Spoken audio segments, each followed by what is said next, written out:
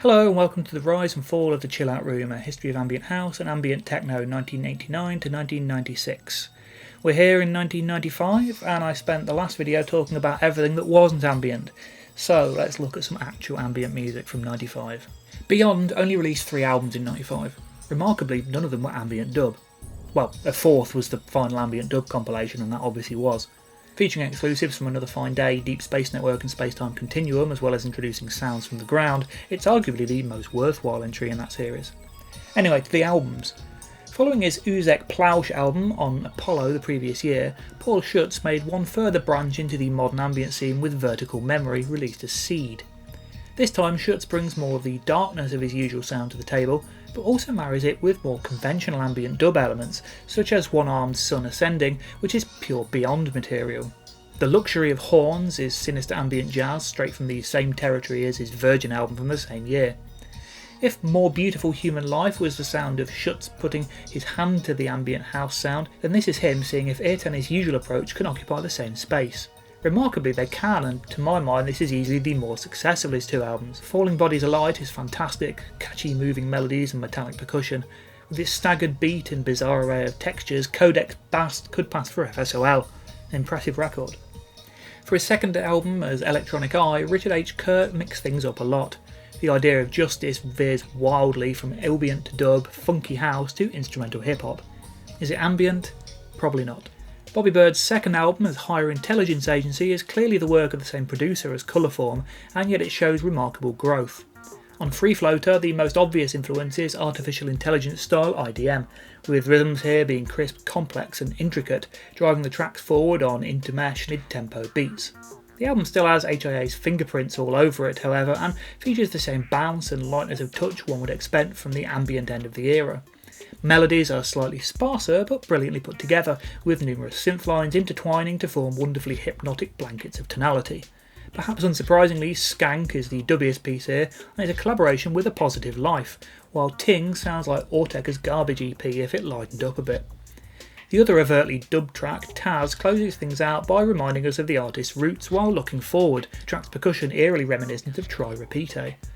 Freefloater is a tremendous work, a set of fantastic pieces in their own right, and a hint of a future where ambient techno and IDM combined and worked hand in hand.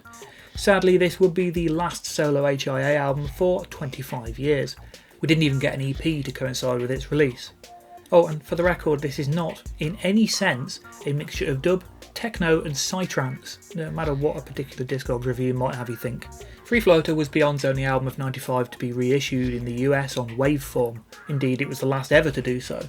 While Waveform was initially founded with the reissue of Beyond albums in mind, it soon began to start reissuing music by other artists, as well as developing a number of its own compilations. It would take till 98 for the first original artist album to come out on the label, but in 96 they reissued Kin, the debut album from British ambient dub duo Sounds from the Ground. I say ambient dub, but really this is almost the exact point where the term loses its meaning. Yes, this is electronic, it's got some samples, it's laid back, it's got some moody minor key melodies, it's probably been the soundtrack to thousands of people getting stoned, but other than Pearl and Triangle, I don't hear much here that tries to create any real overt atmosphere.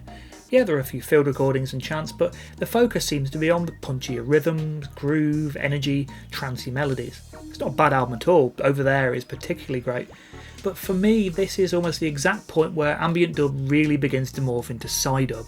If any more evidence was needed, Tim Humphrey, one of 90s ambient's most vocal supporters, left a negative review of the album on Discogs and racked up a huge stack of angry responses. Gotta be a Psy record if its fans are so precious. On a similar note, let's look at the Infinity Project's mystical experiences. This album, according to Discogs reviews, will endure forever as one of mankind's greatest achievements, next to the moon landings and the pyramids of Giza and the creation of the microprocessor.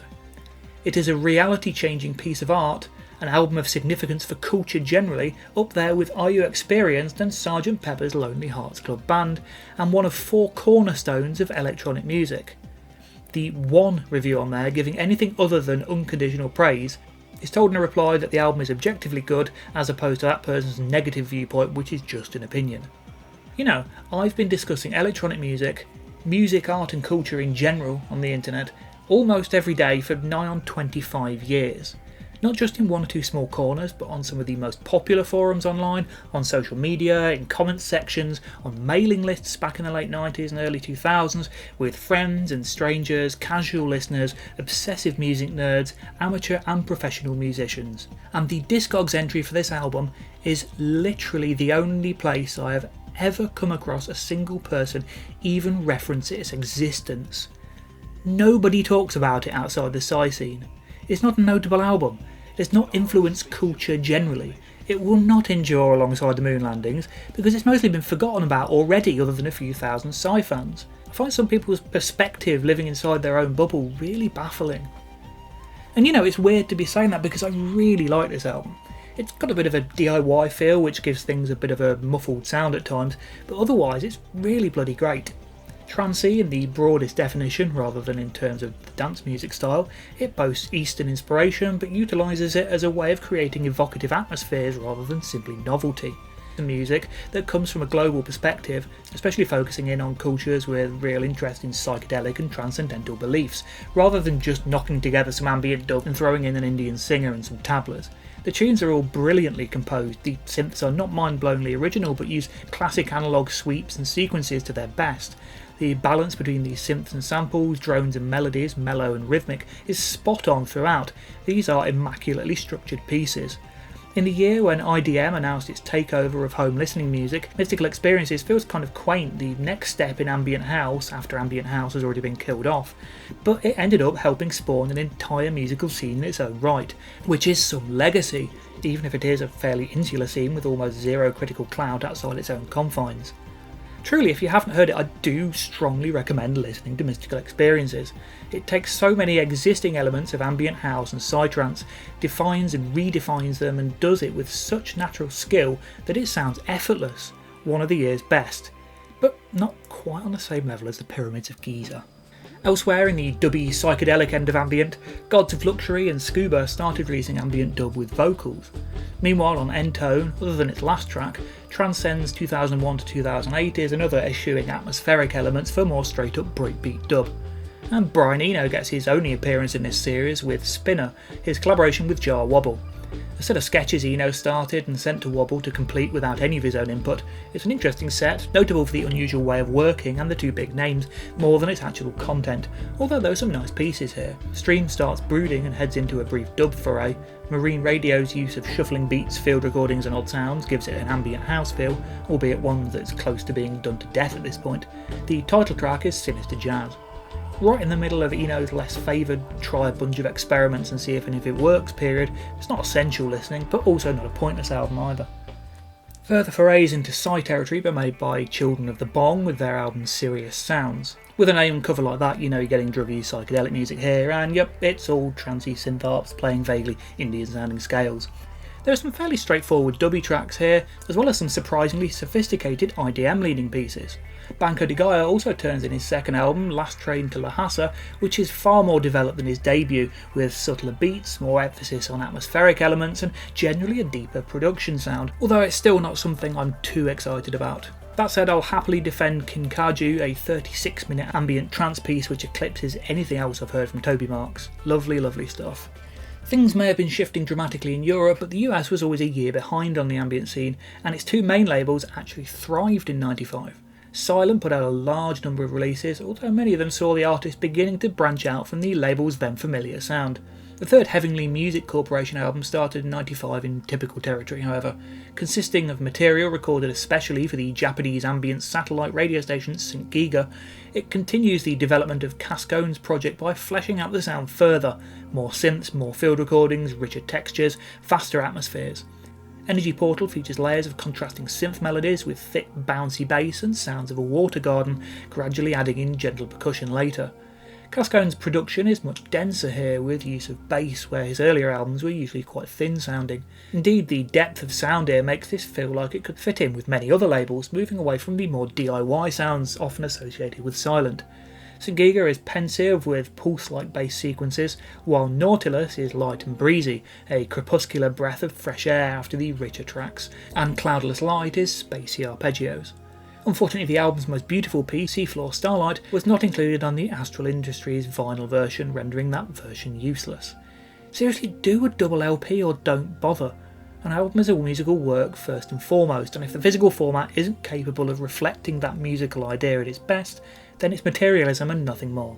Anyway, yes, my favourite Heavenly Music Corporation album. Bravo, Kim. The From Here to Tranquility series continued with Volume 4, this time consisting almost entirely of non-label artists. 23 Degrees provide a track from the previous year's debut album, and Macchio previews a track during '96, but otherwise it's all different stuff, and not all of it in line with what one might expect. Michael Rodolfi's Immersion Totale is abstract sound art, electroacoustic drone with reversed sounds and unsettling effects, while Ray Guillette offers some quite intense synth drone that feels like it's intended to invoke awe rather than relaxation. Alpha Wave Movement is a name linked to some of the post-ambient house music from the end of the 90s, and here he diverts from his normal, more Berlin school leaning sound to provide a slice of deep house-inspired ambient techno, soulful and jazzy. Fiorella Terenzi once again brings things back to experimental drone, although featuring spoken samples and a brief section of bass pulses. Lightwave's Infinite vs Unfinished occupies similar territory. After an unexpected turn for the ambient breaks from Mushroom Nation, Bad Data's digital abstractation from the first Emmet compilation the previous year in the form of Deep Freeze makes a return. On the whole, there are familiar sounding pieces here, but the compilation seems to be taking inspiration from what was happening on the East Coast, with much more of instinct ambience, colder, more experimental sounds feeling like they've inspired things here. Alaura, former Paula P. Orridge working under the name Alaura Odell, released a rare solo album in '95. 4 instrumentals, 4 with vocals. It's undoubtedly an acquired taste, with many, probably most, feeling ambient music should be broadly instrumental. At times I think some of the vocals work, but on the whole spoken word is actually incredibly difficult to pull off, and unfortunately here Alaura ends up just sounding pretentious, the words intoned in such a way as to attempt profundity, but just sounding like amateur theatre. I don't hate it, and clearly she wanted to communicate through words, but as a listener I just don't think her voice improves the music in any way. The music itself is pretty damn good. It's not going to win awards for originality, but it's immaculately put together. Evocative synth melodies, rich production, nice use of field recordings. Closer Solstice is especially pretty. On the whole though, a missed opportunity for me. The album was remixed 15 years later, with those new versions released packaged with the single ugliest album cover in the history of music. It's probably bubbles in liquid, but the cover photo of Vuemorph's In Expectancy of the Monumental ore always makes me think of the atmosphere of another planet, like a gas giant. A marvellously evocative image. It's also really not very Silent-esque. Opener Interlock is ocean waves and gentle synth pads. One almost rolls their eyes at the same old sound again, but suddenly we're into nightmare territory with the creepy melodies of KHTE04, which eventually lead to gentle IDM beats. The abstract ambiosis is reminiscent of the environmental sections of FSOL's 94 ISDN transmissions, ever-changing blankets of samples and synth gurgles creating something of a sinister atmosphere and a very visceral experience. This format continues throughout the album, a chunky IDM track followed by abstract sound collage, and the atmosphere is often quite chilling.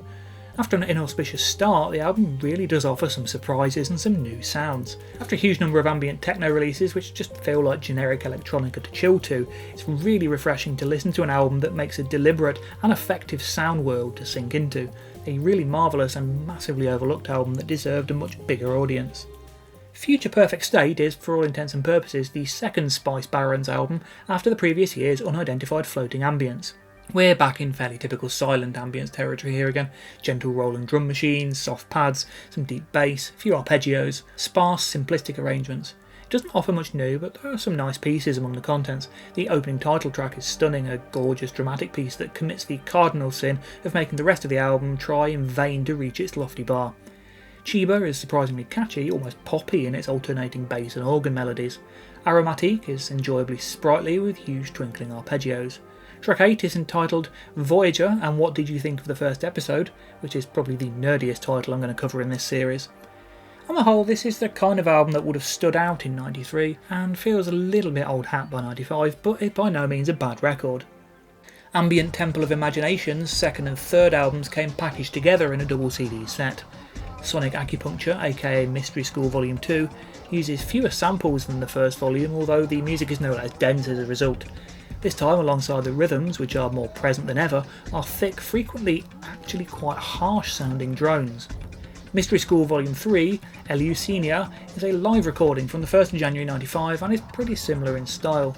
For me, at least part of ambient music is the space, whether it's the huge gaps in sound in music for airports, or the ability of the best of the 90s groups to place their sounds well in the mix in order to create an effective sonic environment.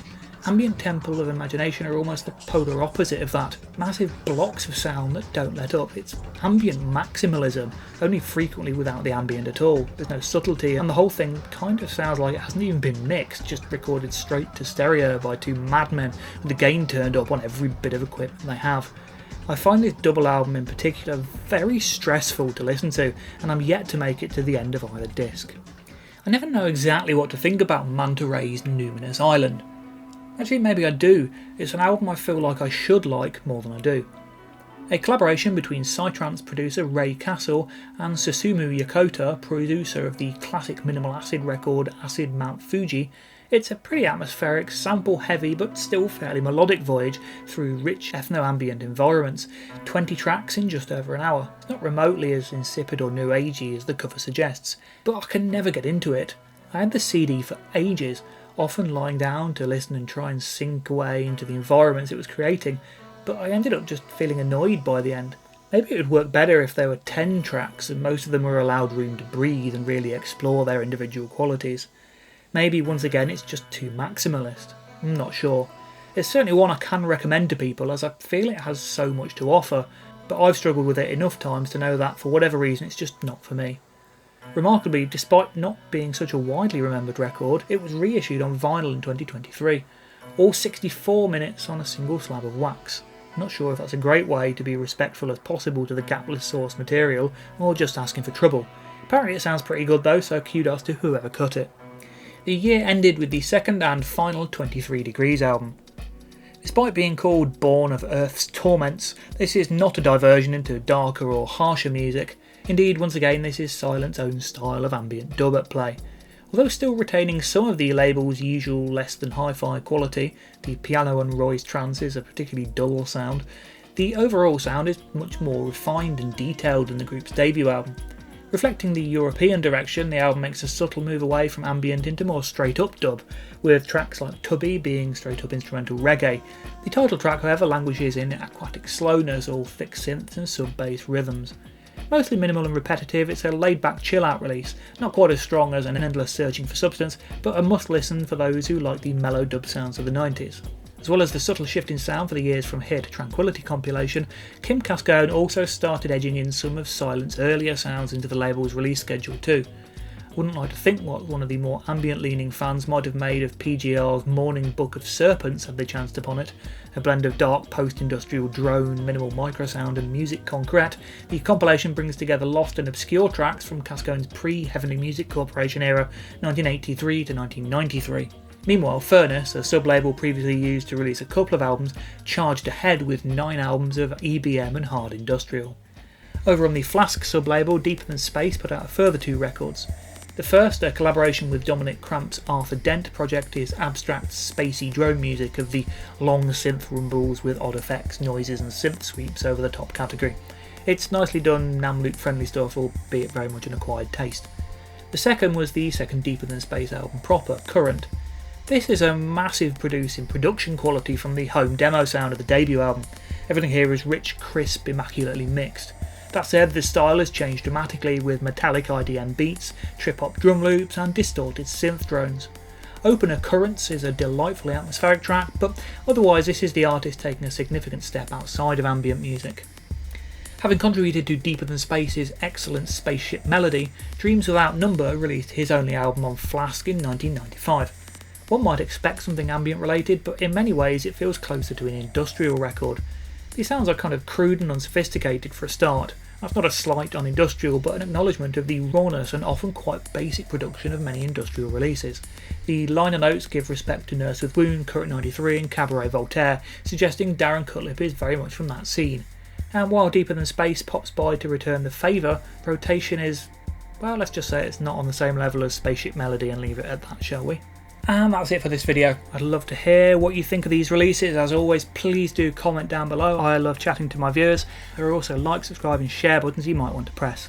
And for those of you who use Spotify, check down below in the video description. There should be a link to a Spotify playlist that accompanies this series of videos. I'll be updating that with all the material I cover every time a video comes out. I'll be back next time and we'll be shifting over to the east coast of the US. I'll see you then.